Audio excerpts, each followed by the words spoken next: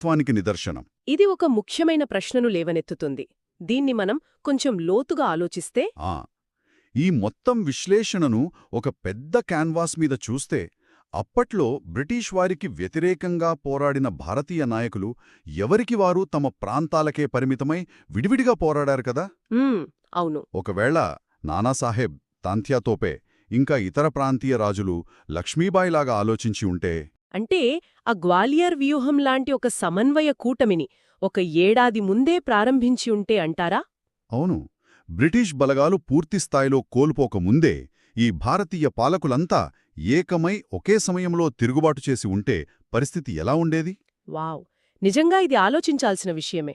బహుశా ఒక శతాబ్దం ముందే మనం బ్రిటిష్ సామ్రాజ్యాన్ని తరిమికొట్టి ఉండేవాళ్లమేమో. అదే జరిగితే ఈరోజు భారత ఉపఖండం యొక్క భౌగోళిక, రాజకీయ, ఆర్థిక చరిత్ర ఎంత భిన్నంగా ఉండేదో కదా.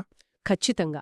ఈ ప్రశ్నను అలా ఉంచుతూ, చరిత్ర కేవలం గతాన్ని మాత్రమే కాదు, ఐకమత్యం లేకపోతే ఎలాంటి మూల్యం చెల్లించుకోవాల్సి వస్తుందో భవిష్యత్తుకు గుణపాఠంగా నేర్పుతుంది అని అర్థం చేసుకోవాలి. ముమ్మాటికి నిజం.